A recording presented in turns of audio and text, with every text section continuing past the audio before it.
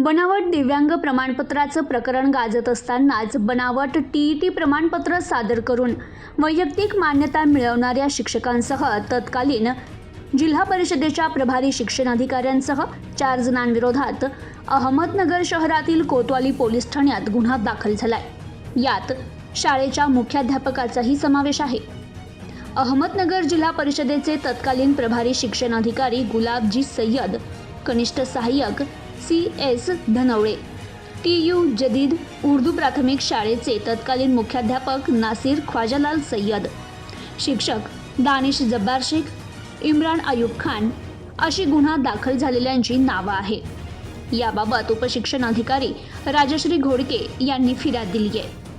मुख्याध्यापक नासिर सय्यद यांनी त्यांच्या शाळेतील शेख आणि खान अशा 2 शिक्षकांच्या वैयक्तिक मान्यतेचा प्रस्ताव 2020 मध्ये अहमदनगर जिल्हा परिषदेला सादर केला होता।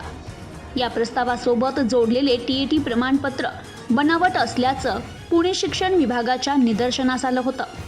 या दोन्ही शिक्षकांविरोधात गुन्हा दाखल करण्याचे वरिष्ठ कार्यालयानं आदेश दिले होते। असं असताना तत्कालीन प्रभारी शिक्षण अधिकारी गुलाब सय्यद यांनी या शिक्षकांना वैयक्तिक मान्यता दिली। या शिक्षकांची शालार्थ प्रणालीमध्ये नाव नोंदणी करण्यासाठी प्रस्ताव पुणे येथील उपसंचालक विभागाकडे गेला। त्यावेळी झालेल्या सुनावणी दरम्यान शिक्षकांना मान्यता देताना त्यांची आवक जावक रजिस्टरमध्ये नोंद नसल्याचं आढळून आलं। तसेच टीईटी प्रमाणपत्रही बनावट असल्याचं उघड झालं होतं। या प्रकरणी 2 शिक्षकांविरोधात पुण्यातील सायबर पोलीस ठाण्यात गुन्हा दाखल झाला होता।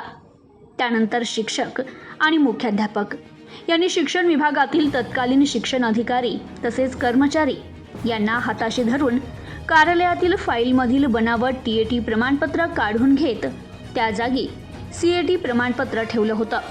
ही बाब पुण्यातील सायबर पोलिसांच्या निदर्शनास आली आणि त्यांनी या प्रकरणी चौकशी करण्याचे आदेश जिल्हा परिषदेला दिले होते। त्यानुसार उपमुख्य कार्यकारी अधिकाऱ्यांमार्फत चौकशी करण्यात आली। त्यात रजिस्टरमध्ये नोंद न करता तत्कालीन शिक्षण अधिकाऱ्यांनी 2 शिक्षकांना मान्यता दिल्याचं समोर आलंय असं फिर्यादीत म्हटलंय। तर या प्रकरणी तत्कालीन शिक्षण अधिकाऱ्यांसह 4 जणांविरोधात गुन्हा दाखल झालाय। Bureau report, news today 24, Ahmednagar.